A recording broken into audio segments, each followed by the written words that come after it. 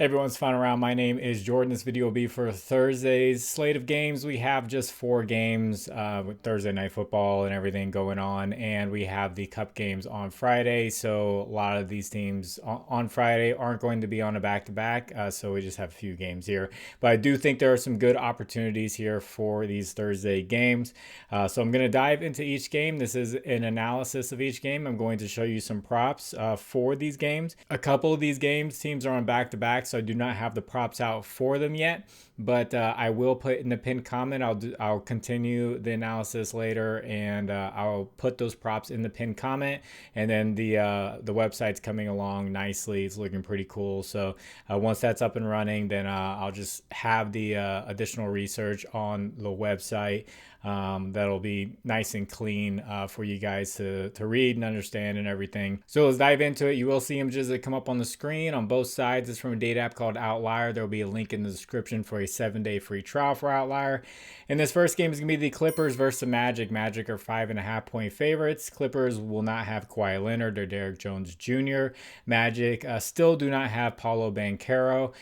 So Clippers have covered the spread in the last 3 games. Before that, they did not cover 9 straight games. Magic are 7-3 against the spread over the last 10. And the Magic really struggle against the point guard position. They give up the 3rd most points to point guards, and James Harden has really just kind of elevated the Clippers over these past few games and just gone on a scoring rampage. So they set his points line at 25 points. He's averaging 33 points over the last 5 games.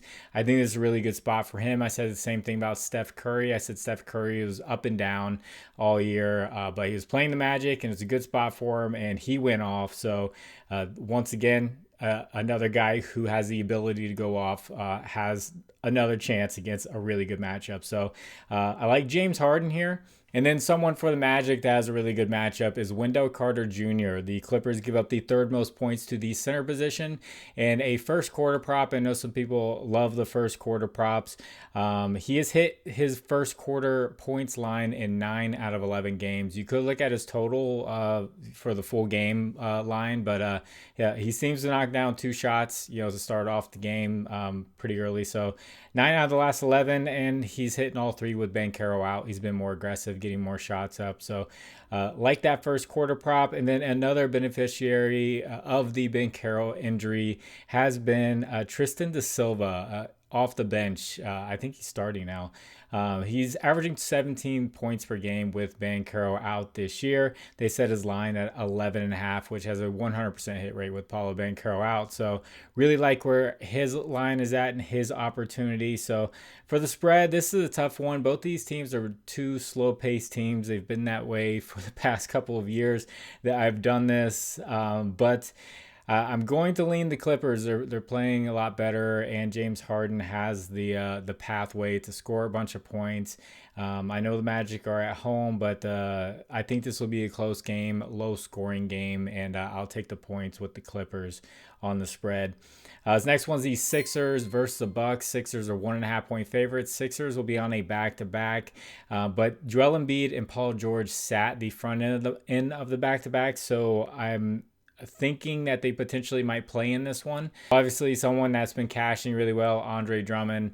If Embiid plays, then we'll have to stay away from him. And even on a back-to-back, you have to be a little bit careful. But Paul George has a really good matchup here against the Bucks. Bucks give up the most points to the small forward position. So the Bucks, Giannis will be out for this one, but the Bucks have actually been surprisingly competitive whenever he sits, especially at home. They just knock down a bunch of shots. So don't count him out just because Giannis isn't going to be there. So no lines are out for this one, so you have to check the pinned comment for the additional analysis for player props that I like. And a lot of it's going to have to do with the Sixers injuries. And Paul George actually did play pretty well when he came back. And I can imagine him playing in this one and being one of the fresher players for the Sixers. So he will be a guy I'm looking out for. And the Bucks overall are a great matchup for rebounds. So I'll be looking for Paul George points. I'll be looking for rebounds for all kinds of players. I know Maxey rebounds has been really good. VJ Edgecombe, I put that in the last video. That hit. As far as the lean goes for this one, I'm going to lean the Sixers, even though they're on a back-to-back. I think they might get some players back here. And they're just the more talented team. And I've seen guys like Maxey on back-to-backs still play really well in that second game. So it's halfway through. If you guys could, please like the video. If you haven't, please subscribe to the channel. If you have a little bit of extra time, could leave a comment for the algorithm. You can just say anything. You put a W there. And also, I will have a parlay of the day that I will put in the pinned comment. That will be on Onyx Odds. Onyx Odds payouts pretty close to FanDuel. You can use them in pretty much every state that you can't use FanDuel, where you can use PrizePicks and stuff like that. You can bet on spreads, money lines, straight bet, and all that. So check out Onyx Odds. They're doing a bet 10, get 100. You actually just deposit $10, and then they'll give you four $25 bonus bets. And then check out Novig. Novig is bet 5, get 50. And then if you haven't tried out Underdog Fantasy yet, they're the competitor to PrizePicks, like the main one. They're doing bet 5, get 100. So if you don't have any of those, you can sign up for all three. You just put $20 down, you get 250 to play around with. If you just like the social sports books, you can bet 15 and you have 150 to play around with, and you can line shop with those and try to find good lines. So check those out. I really like those deals. That's why I keep pushing them.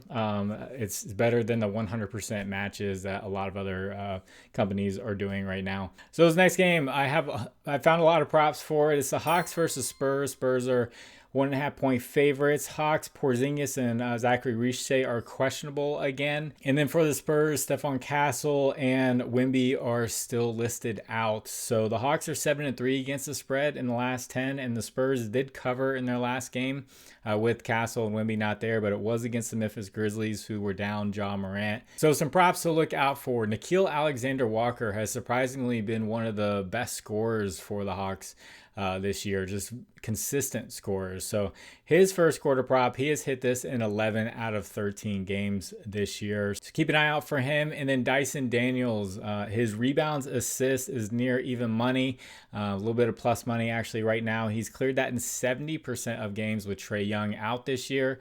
And if you're just looking for just one of the rebounds or assist, his assist prop, if you alt it down, you want to put it like in a parlay, something I might consider. He's hit his 5 or more assists in 80% of games this year. So Dyson Daniels, you could do assists. I think his rebounds, if you bumped it down, was like 70% hit rate with Trae Young out this year. So assists was just a little bit better. And then if Porzingis sits again, then Onyeka Okongwu will be the guy to look out for his points. It looks solid. He has had 32, 27, and 21 over the last 3 games. So that's only if Porzingis is out, and he's got a matchup against a Wemby-less Spurs team. So he's got a great matchup if it is him in the starting lineup. And he's also been crushing it from the 3-point line. I mean, look at one of those games. He hit like 8 threes. So he's a good 3-point shooter as well. And then some Spurs players, someone to look out for is Keldon Johnson really stepped up with Castle and Wemby out. He stepped up in scoring. He did hit his points line, but they bumped that up very high. But his rebounds line, he's consistently hit even when they were there. So when they were out, he had 7 rebounds on 16 rebound chances, and he played around 30 minutes. He's always been a great player off the bench for the Spurs. Actually, when he was starting, he was still one of the better players. So he's hit his rebounds line 6 out of the last 7 games, and the Hawks are giving up the 7th most rebounds to teams this year. So most of the Spurs lines are very high due to these injuries. One interesting one I found was Harrison Barnes over his 3 points line. So Novig has this listed at plus 113. That's the best odds. It's showing Novig because it's got better odds than FanDuel and DraftKings and all that. So Harrison Barnes 3-point makes. He had 4 last game with Wemby and Castle out. He took 8 attempts. He at home is what you see on the screen. At home this year, he's shooting about 50% from the field, and he is covered in 6 out of the last 8 home games this year. So interesting one to look out for a straight bet, or you could alt it down to 2 makes and make a parlay out of it. So as for a lean here, I lean the Hawks as underdogs. They have been playing pretty well. I know they didn't cover last game, but overall they've been playing pretty well. In this last game is the Kings versus the Grizzlies. Grizzlies are 2-point favorites. Kings will be on a back-to-back. Domantas Sabonis did not play on Wednesday, so he could make a return. And then for the Grizzlies, Ja Morant and Jaren Jackson Jr. Is doubtful. So John Morant's out. Triple J is doubtful. So there's a lot of interesting names that we could take a look at here. Props are not out for this one, so check the pinned comment.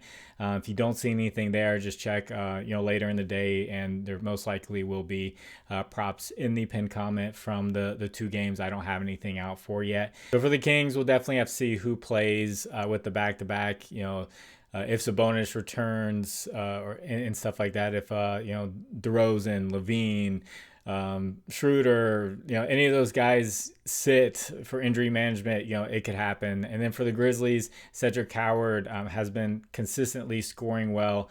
Santi Aldama with Jaren Jackson Jr. out, he can score very well. He can shoot the 3 very well. And then Zach Edey for rebounds. He was rebounding very well, and he's still playing decent minutes. Since coming back, he was a bucket short from a double-double last game, so he would definitely be one to consider. And as for a lean here, the Kings have more talent.